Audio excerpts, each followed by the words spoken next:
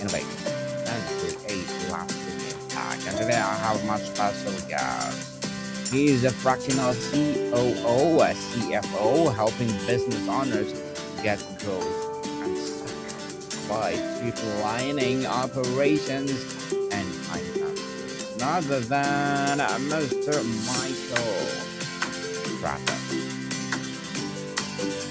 Welcome, Mr. Thank you. Michael, on Entrepreneurship 101. And can you please introduce more about yourself? That Yes, I have been an owner operator of multiple businesses over the last 25 plus years. In the last 5, 10, 15 years, I've actually been working with individuals, companies, trying to help them grow as a company, to scale, to determine what they need to do. And through that, I do it through fractional CFO, COO work, which both operations and finances go well together in trying to help people figure out where the problem points are, where the pain points are, if it's finances or if it's a procedure or operational process that needs to be fixed.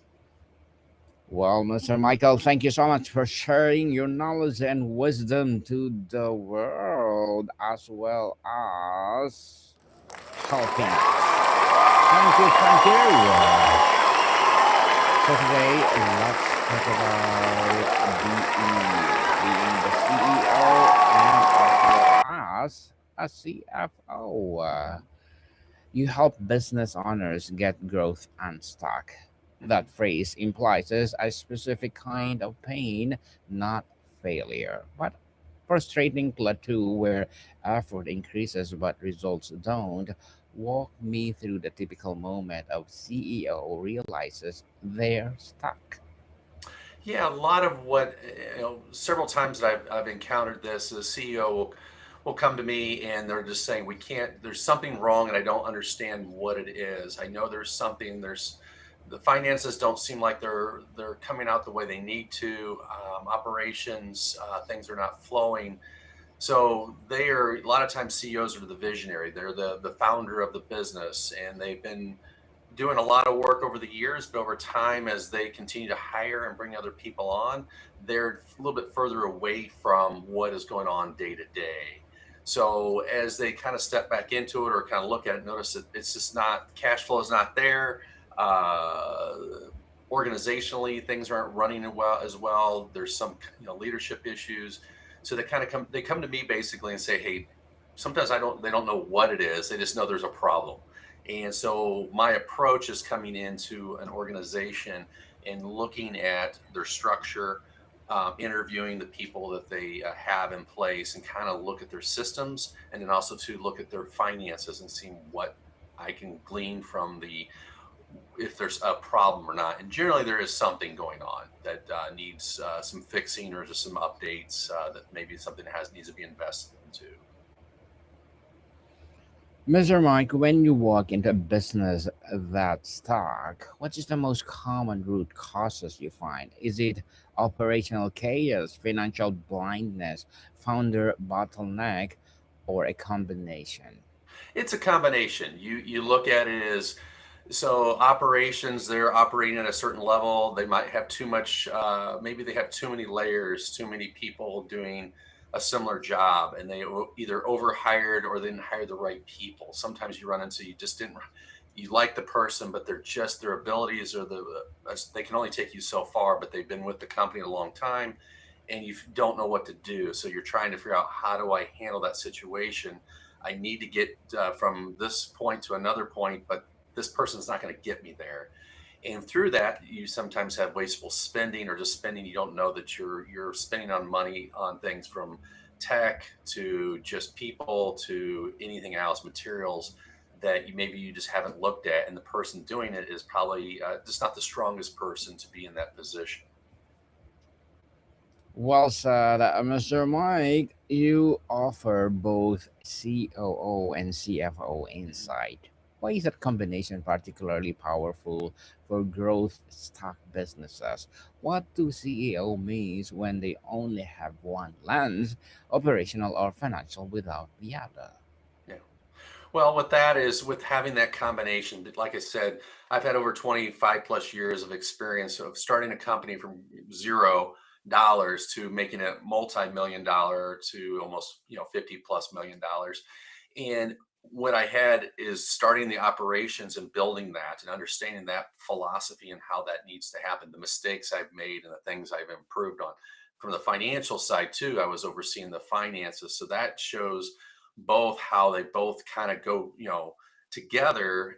It's good to have two separate people to run those permanently. But when I come in, I can look at it and understand both worlds. I can understand the finances. I can understand the operations. And a lot of it comes down to sometimes it's just people. You're trying to manage people, you're trying to lead people. In both areas, you need to do both leading people and helping them, giving them the direction in order to understand what the company, the vision of the company, the CEO has. So that's what I do. I listen to the vision and I make sure it's being executed through the whole company. The fractional executives model has exploded in popularity over the last decade. Why? What's changed in the business landscape that makes hiring a full time COO or CFO less appealing or less feasible for many growth stage companies? Yeah, a lot of times as the company has grown over the years, and we've seen a lot of things have changed in the business landscape in the last probably 5 to 10 years, like you said, is sometimes they're going through a transition. And what that is, the CEO has moved on or getting ready to move on, the CFO, the same thing. So sometimes you want to have that person, that interim person that is like, okay, we have people in the company that could do it, but we're not sure, but maybe we should bring someone out from the outside to kind of look at everything, a fresh look to make sure that we either can we afford to have a permanent full-time person, or is it better to have a fractional depending on the situation? And a lot of it times is just coming in there is you're coming in, you're looking at the whole picture. You're not been involved in the company long term, so you kind of have a fresh perspective of what's going on, and also too maybe some new tools and things that need to be implemented to help with that transition. So a lot of times the fractional is transitional. Also 2 years of experience. Sometimes it's the reality is it's too costly to say, people are trying to cut costs. So it's like, well, if you bring someone that's 25 plus years of experience, they're going to have a very high price tag to have them as a full-time staff member. So maybe a fractional that's a little bit more something that helps with the bottom line at a period that you're still trying to figure out how you're going to continue to grow through different things in the economy and things like that. The person can help you through those processes. Mr. Mike, what is the ideal profile of a business that should consider a fractional CEO or CFO versus hiring full time? At what revenue range, team size, or complexity level does a fractional model become the right answer? Mhm.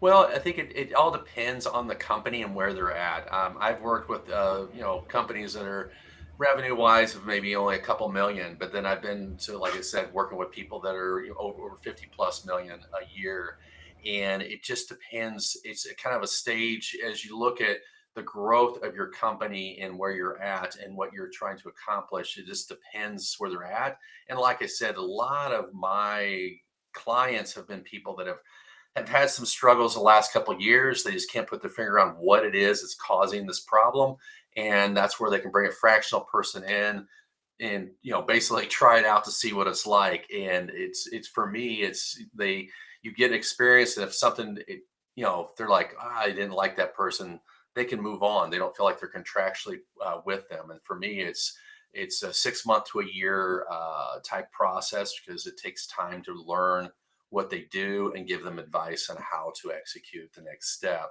So it works out for everybody to knowing that, and also I've worked side by side with CEOs and CFOs. So it's more of an extension too of your CEO or CFO is so busy with other things, they have no time to actually continue some of the work or the things that need that else other things that need to happen, and they need someone at their level that they can speak to and have this conversation and to be able to be able to say, here, this is what I need to do, can you help me with this? So then you're basically helping them with a portion of their job that they don't have time, in which if you're in a growth period, you need to be focused on certain pieces of that the growth period of your company, and this helps with that.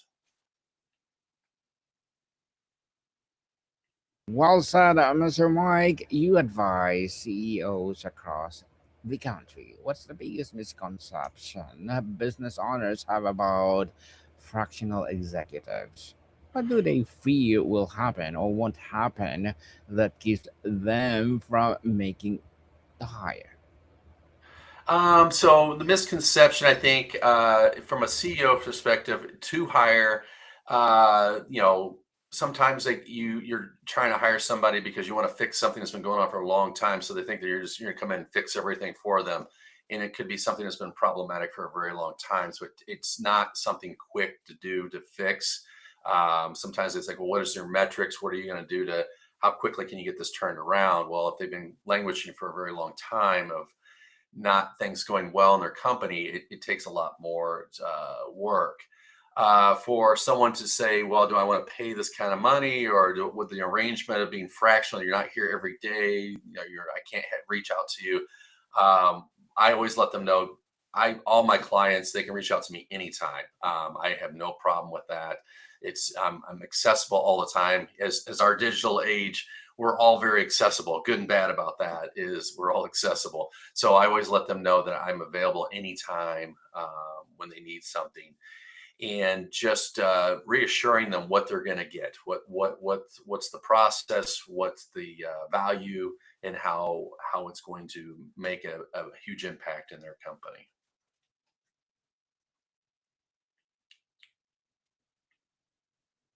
And Mr. Mike, how do you structure your engagements? Do you prefer a defined project with a clear end date or an ongoing retainer relationship? What determines which model is the right for a given client? Yeah, it all depends on the client. For me, I've done a variety of things. I've done a retainer to where it's just each month they put me on a retainer to do X amount of work. Or if they have work, that's great. If they don't, they still have access to me anytime. Other times it's like, we're starting with this project, and I come into the situation, and as I start investigating and doing the research, talking to the employees, talking with other C-suite people in the company, you start learning things, you start seeing patterns, you start seeing how they handle day to day.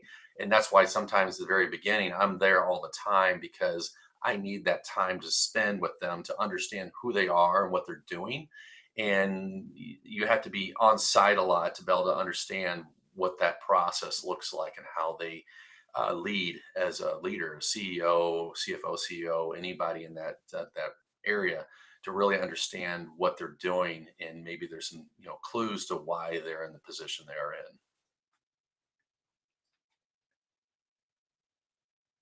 Indeed, yes, indeed. So, the streamline operations as a core part of your work. Mhm. In your experience, what are the three or four operational systems that every growth stage business must have in place before they can scale without breaking? What's the non negotiable operational foundation? Oh, a lot of it is, I mean, most people always talk about communication. Your operations, you have to understand your stream of communication from the beginning to the end of something. If it's you're selling a product, if you're providing a service to somebody, what does that communication looks like from top down, and making sure that thing is in place. And a lot of times, what I've run into is people don't have a good communication setup. If it's through some type of app, some type of, there's so many things out there that, gives tools for people to use, and really looking at that and see how people are using it and how they're communicating. So operationally, that is the communication part of that for the operations.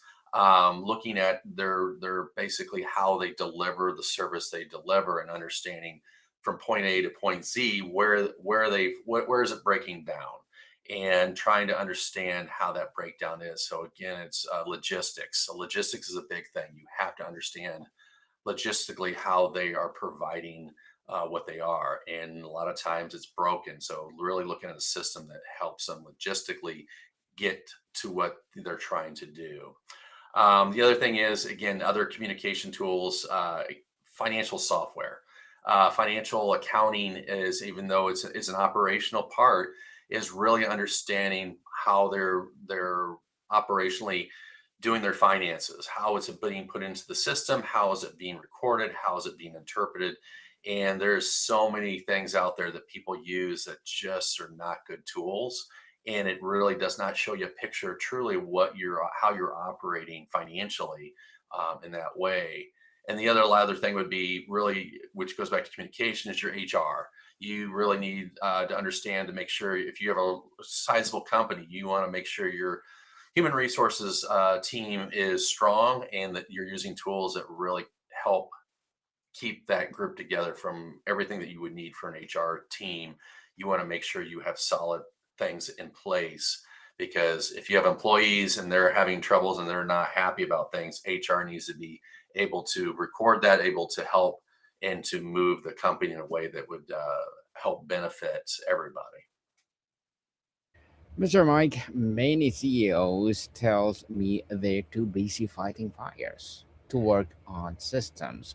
How do you break that cycle? What is the intervention that creates enough breathing room for CEOs to step back and start building rather than just reacting?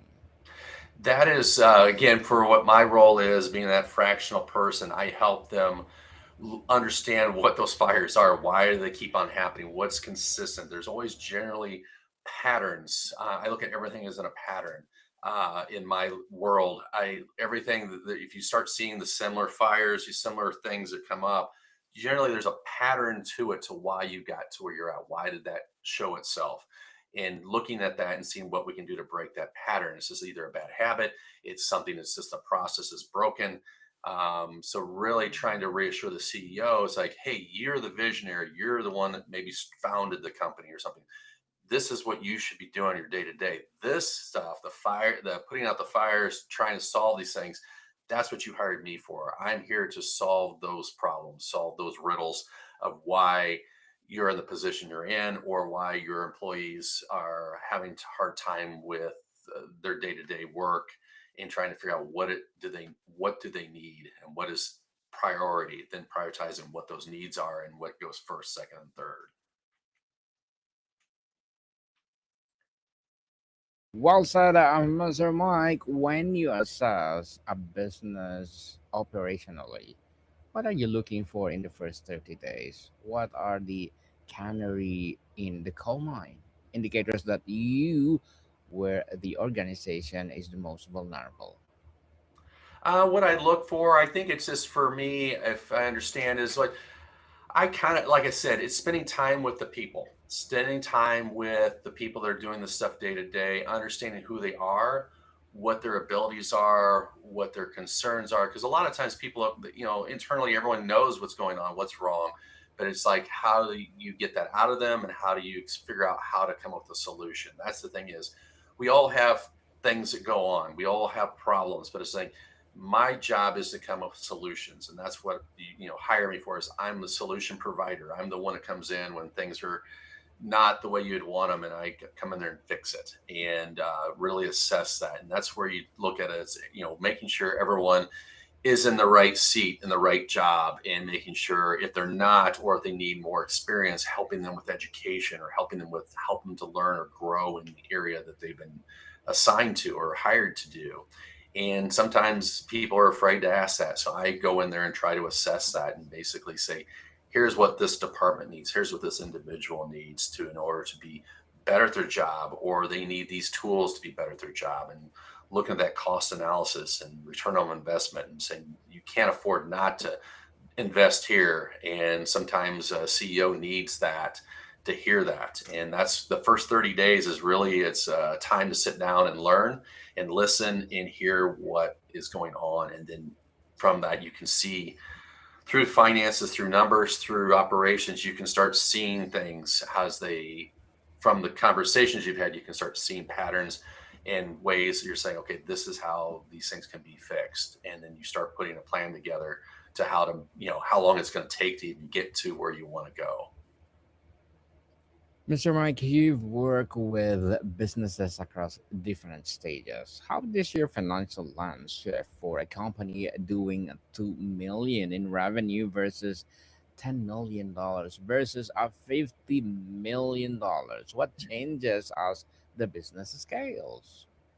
The difference on that is it really on those different sizes, and it's really, again, it's just looking at what your resources are, what you have a capability to, how, if they're trying to scale, because a lot of times I've always asked in the different areas of where people are at financially, revenue wise, coming in. It's like, what are you trying to accomplish? What is your vision? It's like, do you want to have more business, more revenue? Do you want to have more? You want to get people, provide people jobs? I mean, what is it that makes you? You want to sell the company? What is your purpose? What are you trying to accomplish in the next couple of years? And based off that is how you set up what's next steps for them. And I think that's where I always try to ask people is like, okay, you're this size of company. In order to grow and scale, you're, instead of it being 5 million, you want to go from 5 to 10 million. You're going to have to do this and have the same amount of revenue, because that's something that's always, people don't realize, like, just because you grew in revenue doesn't mean that you've grown in profit.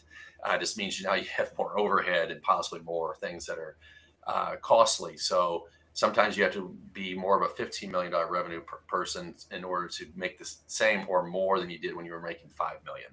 And trying to explain that to a CEO and an operations person, trying to say, okay, it's a bigger number, but necessarily means you're going to see more in your pocket or more to where it's worth the value. So there's some that have grown and they have to get past a certain point, and that's where I come in and help them walk them through that.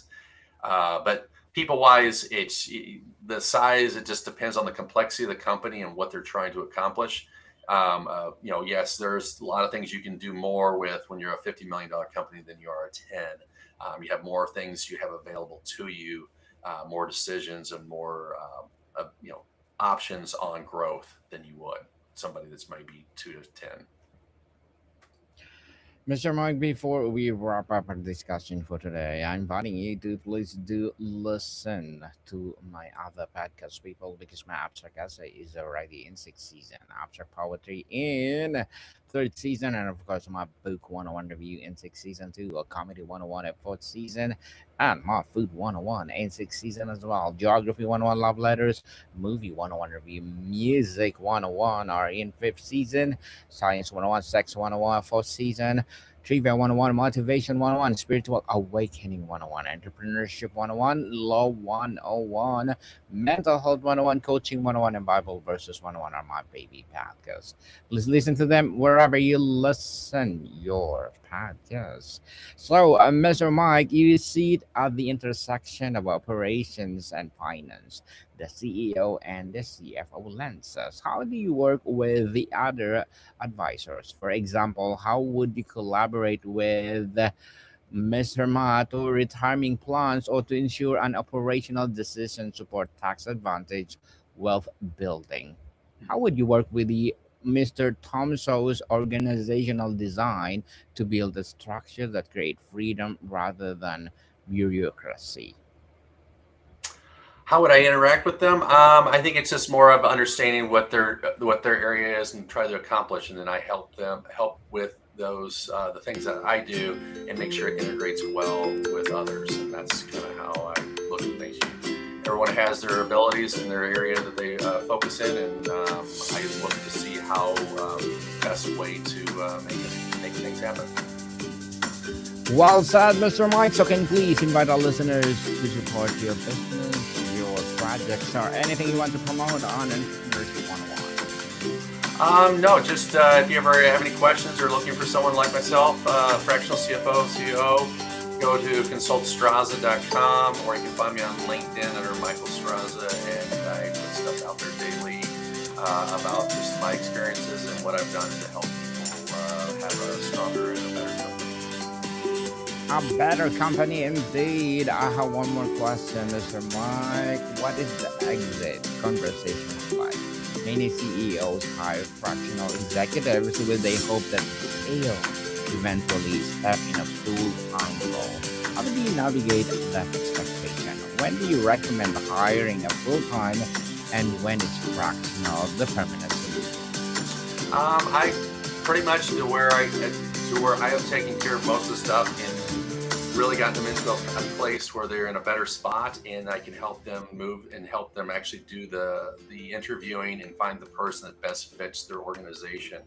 And that's, it all depends on how far we need to get to where they're at and where they want to go. And if I can get them to a certain point, I tell them that, hey, it's time to find that permanent person. I've been offered several times. People offer me a permanent position in their company because how successful it's gone. So it's always more of, let's find somebody, let me teach somebody, and making sure you have the right fit so you can continue to grow and be successful well past my time. Mr. Mike Straza, thank you so much for your time. Like you. Monica people, see you soon.